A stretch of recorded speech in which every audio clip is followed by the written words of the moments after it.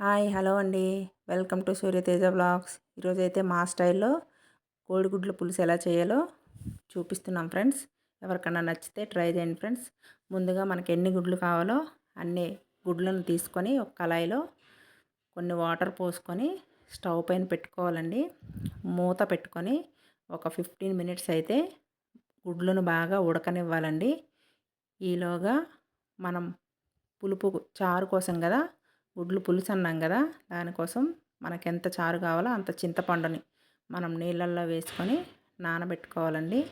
ఈలోగా మనం పక్కన మసాలా కోసం ఒక 2 ఉల్లిపాయలు, అందులో ఒక 3 పచ్చిమిర్చి వేసి కొంచెం గ్రైండ్ చేసుకున్నానండి. నేనైతే పేస్ట్ అయితే కొంచెం చిక్కగా వస్తుంది పులుసు అనేది.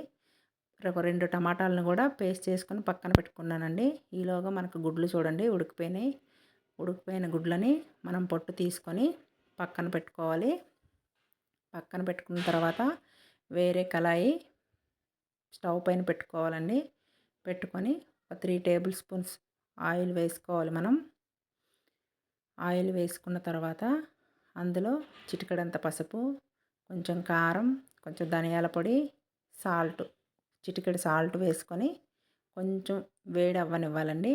వేడైన తర్వాత ఈ పక్కన పెట్టుకున్న గుడ్లని చాకుతో ఇలా ఘాట్లులాగా పెట్టుకుంటే ఈ ఆయిల్లో వేసుకొని వేయించాలండి. అప్పుడు ఉప్పు కారం అనేది ఎగ్ లోపల వరకు వెళ్ళి బాగా పడుతుందనమాట. గుడ్డు అనేది మనకి టేస్ట్ వస్తుంది. అవి కలపకూడదండి, విరిగిపోతాయి. తిప్పాలి. చూడండి గోల్డ్ కలర్ వచ్చిన తర్వాత తీసి పక్కన పెట్టుకోవాలన్నమాట. తీసి పక్కన పెట్టుకున్న తర్వాత నాకైతే కొంచెం ఆయిల్ సరిపోలేదు. దాంట్లోనే ఆయిల్ కొంచెం వేసి అందులో కొంచెం జీలకర్ర వేశాను. ముందుగా ప్రిపేర్ చేసుకున్న ఆనియన్ పేస్ట్ అనేది వేసి కొంచెం ఫ్రై అవనిచ్చానండి. తర్వాత అందులో ఒక స్పూన్ మనం ఇంట్లోనే ప్రిపేర్ చేసుకుని అల్లం వెల్లుల్లి పేస్ట్ను కూడా వేసి పచ్చి వాసన పోయేంత వరకు వేయించుకోవాలండి. వేయించుకున్న తర్వాత దాంట్లో మనం ముందుగా ప్రిపేర్ చేసుకున్న టమాటా పేస్ట్ని కూడా అందులో వేసేయాలండి. అందులో వేసిన తర్వాత అది కూడా ఒక 5 మినిట్స్ వేగనివ్వాలి. వేగిన తర్వాత అందులో పసుపు, 2 స్పూన్స్ కారం, 1 స్పూన్ ధనియాల పొడి, 2 టేబుల్ స్పూన్స్ సాల్ట్ నాకైతే పట్టిందండి. అవి వేసుకొని బాగా మిక్స్ చేసుకోవాలండి. మిక్స్ చేసుకున్న తర్వాత అది ఒకసారి కలిపి అందులో పక్కన పెట్టుకున్న గుడ్లను తీసి అందులో వేసుకొని మళ్ళీ కలపకూడదండి, విరిగిపోతాయి. లైట్గా పైన కలపాలి.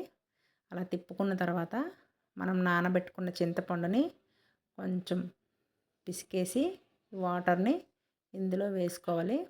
మనకి ఎంత చారు కావాలో దానికి సరిపోయేటట్టు చారుని ప్రిపేర్ చేసుకోవాలండి మనం. అందులో పైన కరివేపాకుని, పచ్చి కరివేపాకుని ఆయిల్లో వేయించను నేను. పచ్చిది వేస్తే ఫ్లేవర్ బాగుంటుందండి.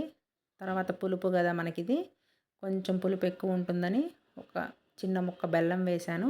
తర్వాత దించే ముందు కొత్తిమీర వేసుకున్నానండి. అంతే. ఒక గిన్నెలో సర్వ్ చేసుకుంటే రెడీ అయిపోయింది మన ఎగ్ చారు.